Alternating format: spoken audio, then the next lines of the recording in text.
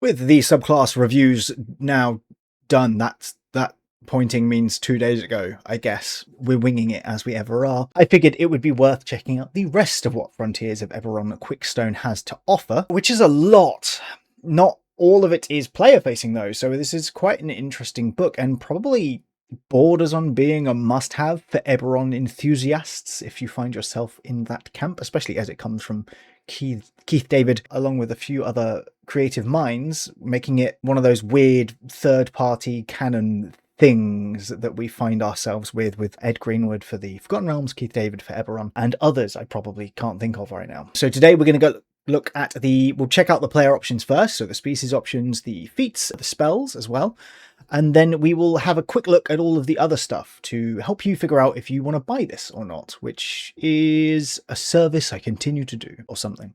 That sounds it far more magnanimous than it really is. I just like doing these. Anyway, my name is Jason. This is my channel, The Dungeon Himbo, and if you like the sound of this or any of the other builds I do, the other reviews I do, the tier lists and everything else, then drop a subscribe, maybe even hop into the Discord. We have a wonderful little bunch of people in there, all of whom are third-party coded, I guess. Is that a thing? It's a thing now. Anyway, let's just get into the video proper, shall we? Oh, and a huge thank you to my YouTube members and my Patreon members as well. I really, really appreciate you all. Thank you so very much. Right then. So on Tuesday, we went through the subclasses, which is this little section here. The rest of the player options go all the way down to here. And then we've got everything else. It is a gargantuan amount of stuff. So it's probably worth checking out, right? So let's do that, shall we? Let's do that. You can't even see it all. Hold on. I need to be on a different screen. It's fine. It'll work when I'm off the contents page. So pretend you can see more of the stuff. So we'll kick things off with the player options. We obviously went through the subclasses. Yes. Well, yesterday for me at the time recording this, which I found to be a bit mixed. But let's have a look at the other stuff as well. I'm going to blitz through the backgrounds because they are the least interesting thing to me. These are Dragon Marked related, which means that they are Eberrron exclusive unless your DM says otherwise. I have done a video previously on my opinion on the Dragon Marks and I don't love them unless everyone's taking them. But you get Dragon Marked Bravo. Your work for your house took advantage of your strength and speed, where you were mercenary fighting in the last war, or guardian protecting your family's assets and interests, labor moving crates in a warehouse. You're a Dragon Marked heir and still have a good standing with your family, but you find the freewheeling life of an adventurer to be more compelling than following all the rules and regulations. This is a strength, dexterity, charisma. You get any Dragon Mark feat, you get athletics and intimidation, and then you get some equipment. The Dragon Mark Foundling is you weren't born into a house, but you do have a Dragon Mark. Congrats. You get insight and stealth, and this is dexterity, constitution, or charisma. So this is probably a good one for sorcerers, thieves, swashbucklers, warlocks, bards, things of that sort. Dragon Mark Scion is basically the smart cookie of the Dragon Mark options here. You get Arcana and Persuasion, and then you can choose from Intelligence, Wisdom, or Charisma. While I appreciate being able to choose any of the 3 mental stats, most builds don't call for more than one of them, which does make this a bit of a hard sell, but it's not the end of the world. We've got Mage Right, which is Constitution, Intelligence, and Wisdom, making this a fantastic choice for a lot of casters. It also grants you the Magic Initiate feat, proficiency with both Arcana and Insight, and it talks a bit about how spells are good. The One Slinger is the final one. I really don't like talking about backgrounds, forgive me. Dexterity, Intelligence, or Charisma. This also gives you the Magic Initiate Wizard, Intimidation and Sleight of Hand, and it's all about how cool you are with one slinging in this case is less about using wands like wands and more about using wands like guns in the Wild West version of that. So yeah. Species options. Should we talk about the feats first? No, we'll do species options. We'll just do it in the order it's presented. We have some seriously cool species options here, so I'm quite glad to be going over them. I think my favourite one's last, weirdly. But hey. So first up is the gargoyle. Gargoyles are indistinguishable from stone statues until they move. In Eberrron, the first gargoyles were carved by Dakani goblins, but it was the Dalkir Orlask who brought them to life. The eldest gargoyles have been in a state of torpor for thousands of years, and now they have risen to carve out a place of their own in the new nation of Droam. That's the only bit of the lore. The rest of it is the weird lore, but mechanics. I'll just go over the mechanics instead. So you are an elemental. I love having access to other creature types for players. I think it presents some really interesting decisions when you're creating your character. And I think all of the characters in this book, and also the other Eberrron book actually, really flesh out the 5.5e offerings. So I'm glad to have them. You also are medium, 5 to 7 feet tall, and you have a speed of 30 feet. Along with that, you get dark vision with a range of 60 feet. You get resistance to poison damage and advantage on saving throws to avoid or end the poison condition. You have advantage on ability checks you make to hide while holding still, which is very funny. You get immunity to magical contagions, and you can't be subjected to the petrified condition against your will. You don't need to sleep, and magic can't put you to sleep. You can also finish a long rest in 6 hours if you spend those hours in an inactive, motionless state. During this time, you remain inert but remain conscious. And because you can also hide while sleeping, right, because you don't move, that's pretty cool. Stone Skin gives you an AC of 13 plus your Dex mod, and you can still use a shield with that. And you don't gain exhaustion levels due to dehydration, malnutrition, or suffocation. It's very Warforged coded, right? Not so much the mechanics of all of it, but not so much the flavor, but the mechanics. Very Warforged coded, but you get to be an elemental, which is cool. But yeah, nice. Null. You know what Null is, right? Hyena people, which gave us all nightmares after Baldur's Gate 3. Fierce and Feral, the first Gnolls were hyenas infused with malefic power by archfiends of war and the wild. They were created as cruel soldiers to serve in the endless conflicts of fiends, but over the course of countless generations, a number of Gnoll clans broke their ties to their demon overlords. These free Gnolls are fiercely loyal to their pack and their clan and serve as a stabilizing force within Droam. Gnolls that are bound to overlords are vicious and wild, and those who have escaped this bondage still have a fiendish spark within them, but can control this power if they try. Some learn to wield it as warlocks. Others, known as Huari, train to fight demons and other supernatural threats. Even free Gnolls can be aggressive, but they are gifted hunters and fiercely loyal to those they choose as family. We love some found family. Really short list of things here.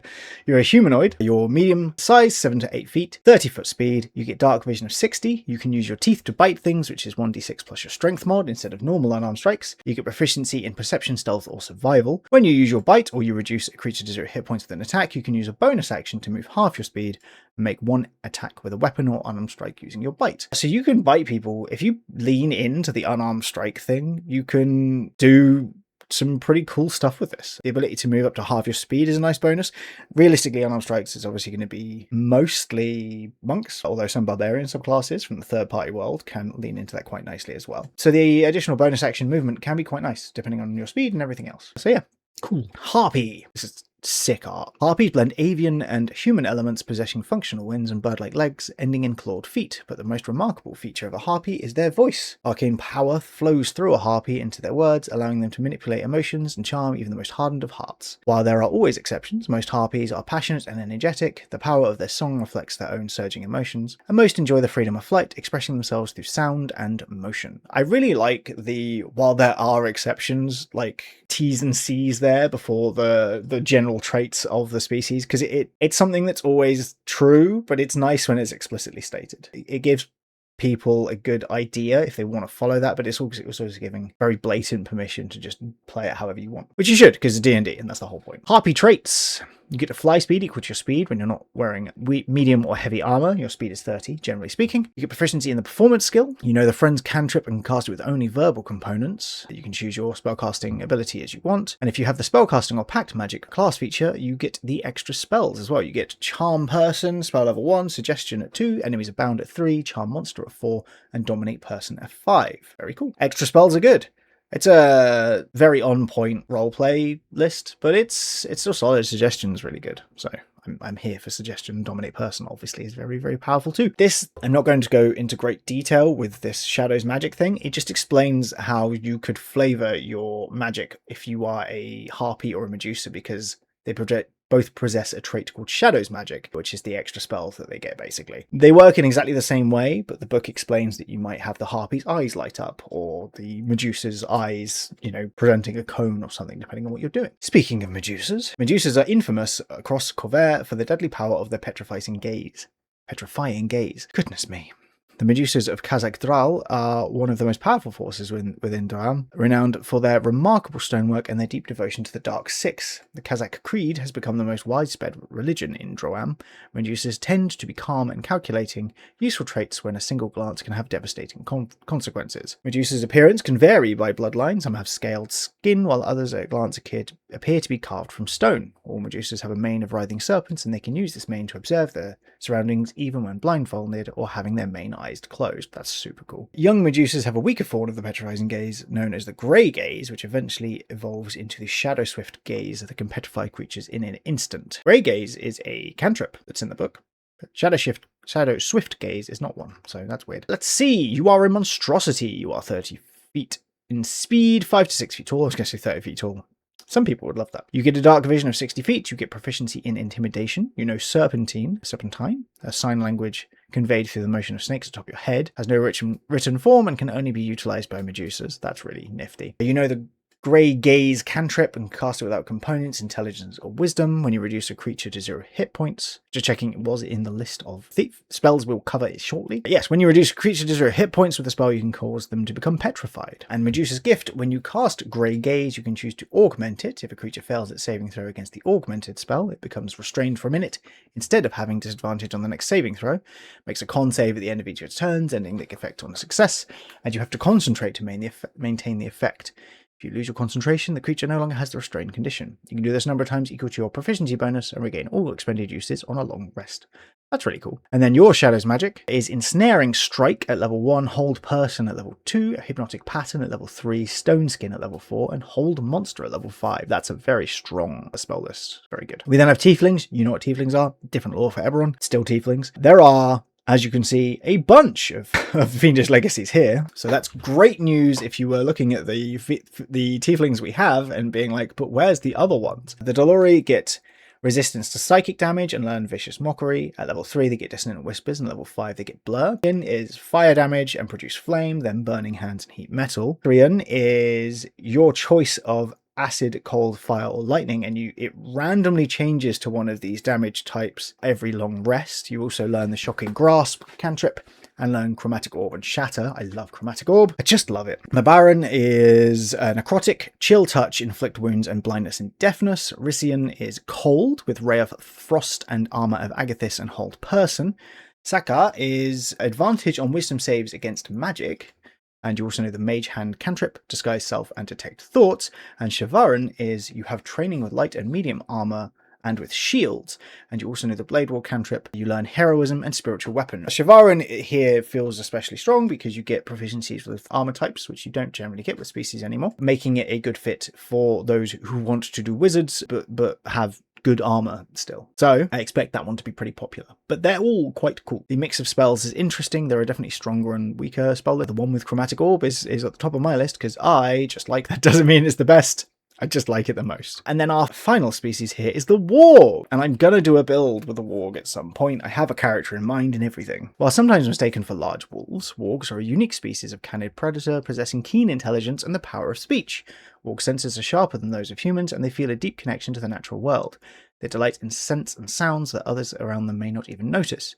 The Wargs of the Watching Wood are devoted to the Devourer and the Fury, and this faith encourages them to rely on their instincts and intuition, as well as taking joy in the hunt and strengthening their pack. The Wargs of the Watching Wood are more compact than some other strains of the species. They are medium creatures, and though they can pull heavy loads and carry a medium creature as a rider, amazing.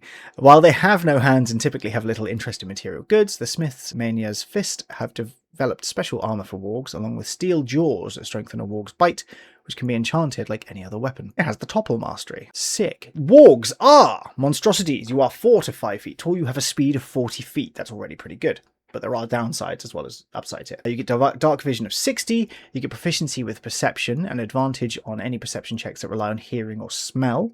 You also get a 1d8 as your bite damage, which is fantastic, which is piercing damage and counts as an unarmed strike. 2, you can use the help action as a bonus action, which can be really powerful if you've got nothing else to do with your bonus action. You get natural armor of 13 plus your dex mod while you're not wearing armor. You can't wear shields though because you can't hold it. And then you are a quadruped, which means you have several traits based on your physiology. You cannot hold items in your paws, and you cannot wield weapons or a shield unless otherwise noted in the weapon's description. You can perform the somatic components of spells with your front paws, but you have disadvantage on ability checks that require fine manipulation. Do not make a Warg thief, as funny as that would be. Sturdy Steed allows you to carry a rider of medium size or smaller. You can also count as one size larger when determining your carrying capacity. Battle Beast allows you to not wear normal armor, you have to wear barding instead, which the cost is 4 times equivalent made for humanoids and weighs twice as much, but you're a big lad when it comes to determining your carrying capacity, so that shouldn't be an issue. And any climb that requires hands is especially difficult for you when you make such a climb. Each foot of movement costs you 4 feet instead of the extra 1 foot. It's just really cool. Oh, a warg cannot use its bite trait while it's wielding steel jaws because it's not an unarmed strike anymore, it's a weapon strike. But because you can imbue them with other things, it means you could have a fire tongue steel jaws, which is funny to say. That selection of words is just funny to utter out loud. I think this is a really cool species because it's so different to the other stuff that we have in D&D 5.5e. This is such a massive limitation and such a wild swing you could be taking with your character to play a warg, and I just adore it. I absolutely adore it. The idea of being a warg and either being a spellcaster with like a ranger on your back or a monk or a barbarian or something running around with a fighter on top of you is just so funny to me, and it's something I would absolutely love to play in a campaign at some point. So I adore this. We then got another Denizens of Dram, which talks about goblins, kobolds, and minotaurs, but you use the normal stuff that you would use, basically. So that's the species stuff. That was all pretty cool. Let's talk about feats. A lot of these are initiate feats. Ashbound Initiate first is a general feat. You increase your wisdom or charisma by 1 up to a maximum of 20. You gain proficiency in the intimidation skill. I like that you get proficiency alongside the other stuff that you get. You get Ashbound spells, which are they always prepared? The secret you've allowed you always have certain spells at the ready. Yes. When you have spell slots of a level specified in the Ashbound spells table, you thereafter have the spells listed for that level and lower prepared. So you get Guiding Bolt at spell level 1, Shining Smite at spell level 2, Non-Detection at 3, Aura Purity at 4, and Circle of Power at 5. 1 and 2 are strong, 3 through 5 are fine, but Intimidation is a pretty big win as a free skill point alongside extra prepared spells. Oh, there we go. Also Arcane Enmity. When you creature you can see casts a spell, you have advantage on attack rolls against that creature until the end of your next turn. That's pretty potent, to say the least.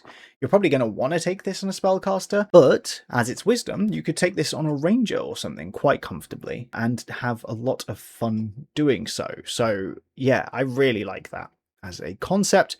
And oh look, it's another one. Gatekeeper Initiate. This is also Wisdom or Charisma by 1. Poor intelligence casters don't get access to these. My poor artificer. You gain proficiency in the Arcana skill. When you make a saving throw against the magic abilities of an aberration or a spell cast by an aberration, you can roll 1d4 and add it to your saving throw. You also get different spells. 1 is Detect Evil and Good, 2 is Warding Bond, 3 is Magic Circle, 4 is Banishment, and 5 is Dispel Evil and Good. Dispel Evil and Good is solid, and Banishment is obviously very, very strong. Magic Circle also does have its strengths and weaknesses, and Warding Bond, if you're playing a tank, can be very potent too. So this is a pretty solid list of spells. The protection against aberrations isn't as strong as advantage on spellcasters, basically, but it's a solid feat. And again, I like getting more of these. Speaking of more of these, there's a few of them. Greensinger Initiate. Wisdom and Charisma by 1, if you would believe it. You gain proficiency in performance, and when you cause a creature to gain the charmed condition, you can join them in Dance and Revelry. If you do so, you can use your reaction to move up to half your speed without provoking opportunity attacks. Your spells and magical abilities that affect humanoids also affect Fae, which is niche but can be quite potent, and the secrets you've learned are the spells. So Tasha's Hideous Laughter, Enthrall, Major Image, Compulsion, and Mislead. Those are solid spells. This is so bard-coded, it's almost preposterous. Particularly the College of Glamour Bard. This could be an amazing way to move around a bit more, because you can just use your reaction as you're charming people. Very, very cool. Next, we're moving away from the initiates for a small while. Hewn for Battle. This is Gargoyle only. I love the species only feats. I do. Oh, I just realized I have to add all these to my feat spreadsheet. Pain. The pain is unending. Hewn for Battle. You increase your strength or con by 1 up to 20. When you finish a short or long rest, you can choose the thickness of your natural armor. While you aren't wearing armor, your AC either becomes 14 plus your dex, or 18. You can still use a shield and gain this benefit. There's basically no reason not to go for 18 until you have 5 dex. So, I mean, that's an easy choice. You can your hide can be enchanted or infused as if it were non-magical armor, so you can give yourself stronger skin, basically. And you also shape your hands into claws, which have a 1d6 plus your strength modifier in place of the normal damage. Wonderful stuff. Can I interest you in pondering some orbs with Orb Expert? Your skill with magical orbs allows you to evade enemies while overcoming their defenses. Increase your intelligence, wisdom, or charisma by 1. When you finish a short or long rest, you roll a d6 and record the result. When you cast a spell using an orb as a spellcasting focus, you can add the result of this prescience roll to your spell attack roll or reduce one target's saving throw by that amount. You must choose to do so before the attack roll or saving throw. You can only do this once per short or long rest, and unused ones are lost. While holding an orb, opportunity attacks against you have advantage. And while you're holding an orb, whenever a creature you see enters a space within 5 feet of you, you can use your reaction to move up to your speed without provoking an opportunity attack. Orbs. I'd add something to that, but I think that's the funniest way to leave it. Rod expert. We got orbs. We got rods. We got what you need. This is the rod version of this. Intelligence, wisdom, or charisma. If the target of a cantrip you cast using a rod as a spellcasting focus within 20 feet of you is within 20 feet of you when you roll a 1 or 2 on a damage die, you can re-roll that, but you must use the new roll.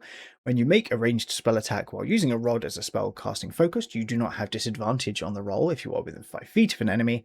And when you make a spell attack using a rod, you can use a bonus action to make a melee attack with your rod. It counts as a club for the purposes of the attack. I mean, it's niche, but it could be good if you're a... Am I remembering correctly that the artillerist can use rods as spellcasting focuses? So this could be a good one for them. It might just be wands. I feel like it's rods too. Shadow's Gift of Stone is our Medusa species feat. This is intelligence, wisdom, or charisma by 1, and when you reach a character level specified in Medusa's spells table of your Shadow's magic feature, you have the spells prepared. You can cast each of these spells once without expending a spell slot. You must finish a long rest before doing so again. I mean, that's pretty cool. Oh, so this is even if you don't have access to spells, you get access to spells. That's pretty cool. A few spells for free. And then obviously, even if you do already have spells, that's 5 free spell slots per long rest, which is hard to argue with, right? Staff expert. Staffs. Staves? Intelligence, wisdom, or charisma. When you cast a spell that has a range of 5 feet or greater using a staff as a spell casting focus, you can use a bonus action to double the range of the spell.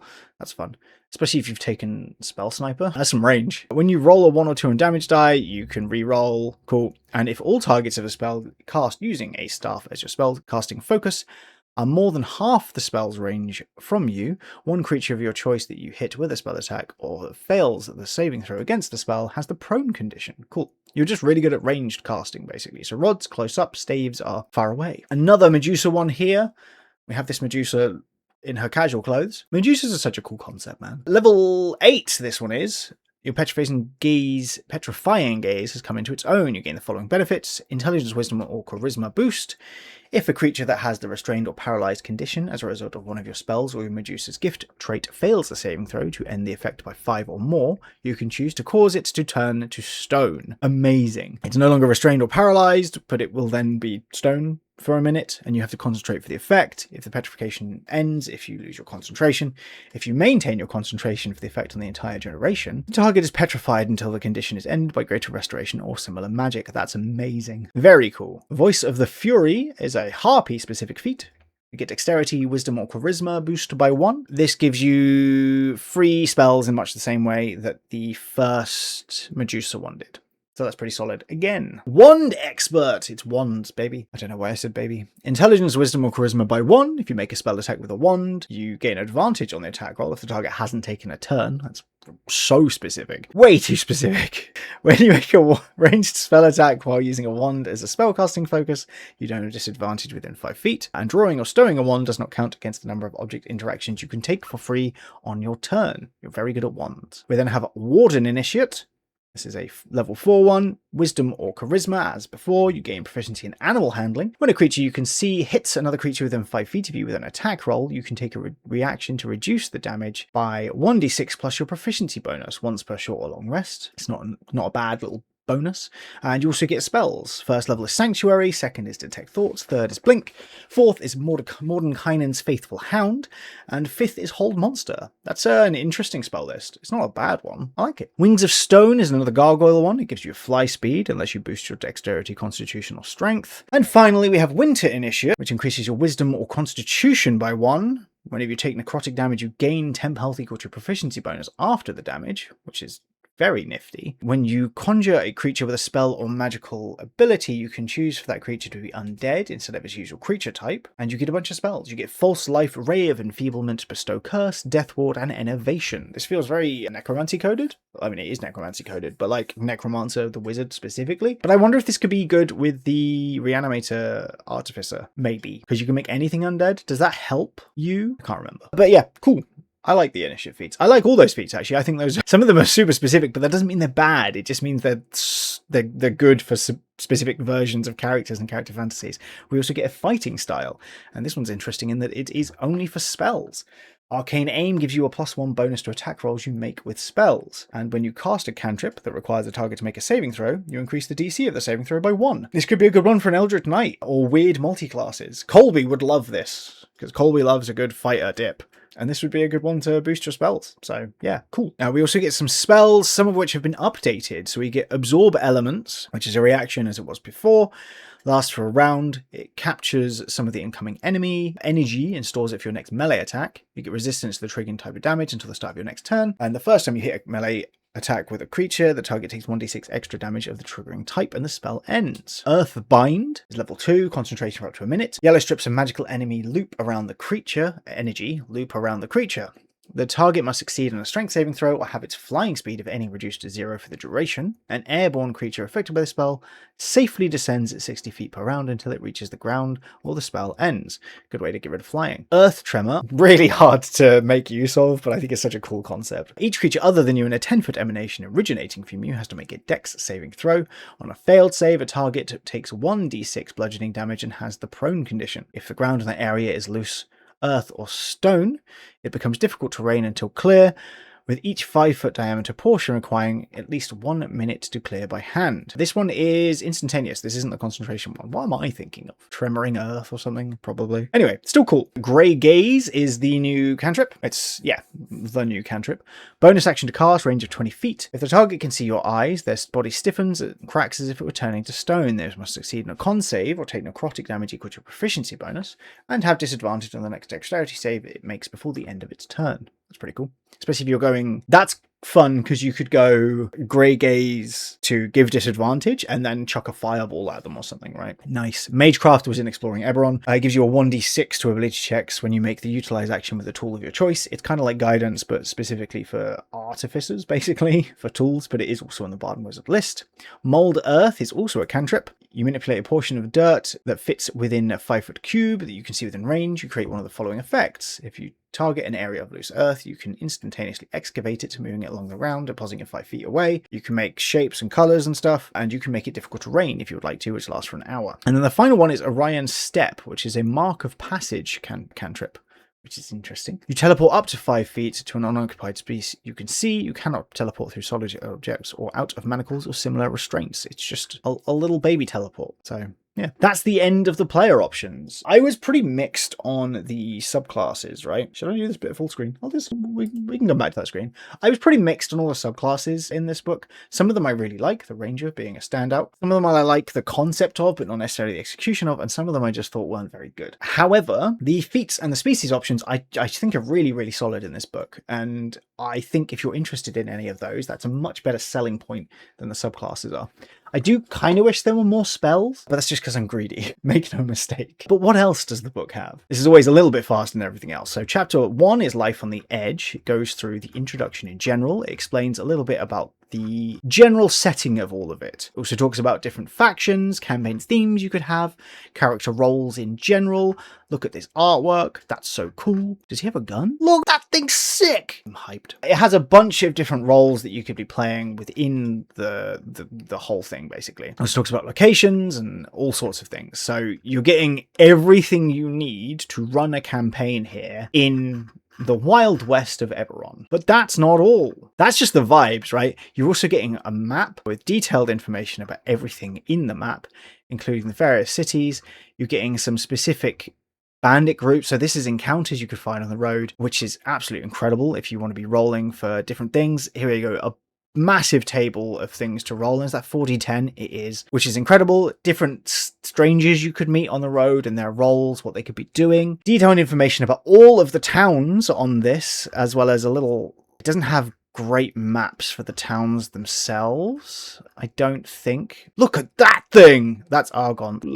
Holy hot dogs, that thing's sick. Yeah, so it doesn't have town layouts, although it does go into different things about it, which is amazing for so many things. There's also a place called Unicorn Point. It also has information about distant cities that might be useful if players want to go there, villages and farms, big landmarks that you might want to check out, famous and infamous people, and faiths as well.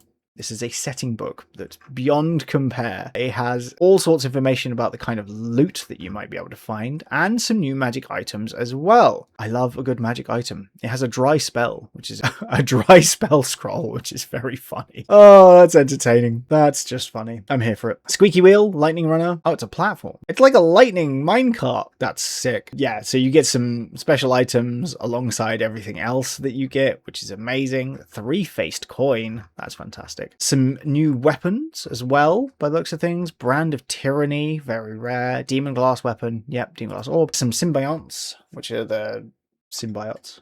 I don't know why they're called. I don't know why there's an N in there, but there is. So we get even more stuff. Some of those are pretty powerful as well. Artifact level, in fact. And even more. I'm not going over every magic item. I adore magic items. You would have to pay me a fair amount of money to go through every single magic item in any given book. It's just a lot of reading. We've then got massive amounts of information about the various enemies there are as well. And there are a lot of them. I have a hair on my shoulder. It's very annoying. And again, yet more fantastic artwork. So lots of information about this. There's also a steel horse. We love a steel horse. And some NPCs. And the final one is an actual adventure. Just a whole adventure, right? The Western Cascade. Oh, it's an actual adventure with various things, little battle maps that you can go on as well, which means if you get this on D&D Beyond, you have access to those battle maps, which is fantastic, and everything you need to run this 4-part adventure. I want to run a campaign in Eberrron so much. Holy hot dogs. I don't know why that's where I'm going with that. It's because I don't swear on the channel. Holy poop. Yeah, you're getting a lot with this book. Like, so much. I know I blitzed through the non-player stuff. It's purely because it's not something I'm 100% comfortable reviewing, but you're getting a lot of stuff. You're getting a massive setting guide for the frontiers of Eberrron, for this Wild West version of Eberrron, and Eberron's already such a fascinating place anyway, thanks to its Magitech steampunk vibes, right?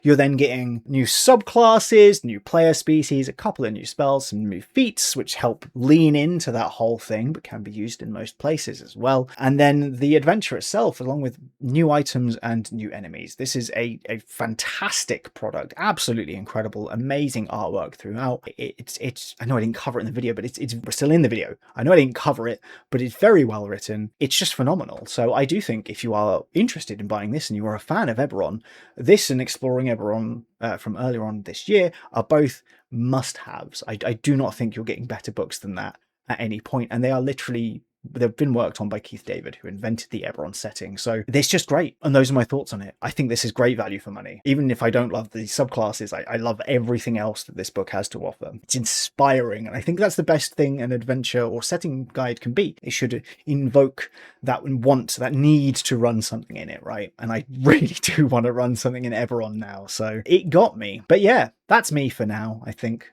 Let me know what you think about all of it. I hope you enjoyed this and that you're enjoying all my videos. I'm putting a little bit more effort into editing and thumbnails and things like that. It's all very boring to hear about, I would assume. But I think it's paying off relatively well. Views are going up, subscribers are going up, and I appreciate each and every one of you. I really do. I know everyone says it, but it's so weird to me that people would willingly sit there and listen to me talk. Second screen or otherwise. Third screen? I'll take fourth screen. Fifth screen's too far though. Anyway, I hope that you are taking care of yourself and that you are doing well and that you continue to do well. I hope that you have a wonderful weekend ahead of you, and that whatever your D&D you're playing or otherwise, or anything else you're doing, I hope that it goes well for you. I will see you whenever it is I next see you. Please do check out some other videos of mine if you would like to do so. I put out 2 a week, which is more than a small amount of work, especially alongside my job and the kids. So yeah, any and all views, shares, comments, likes, and everything else, I look at all of them, even though I probably shouldn't, and I appreciate most of them. So thank you. I will see you next time. Take care. Goodbye.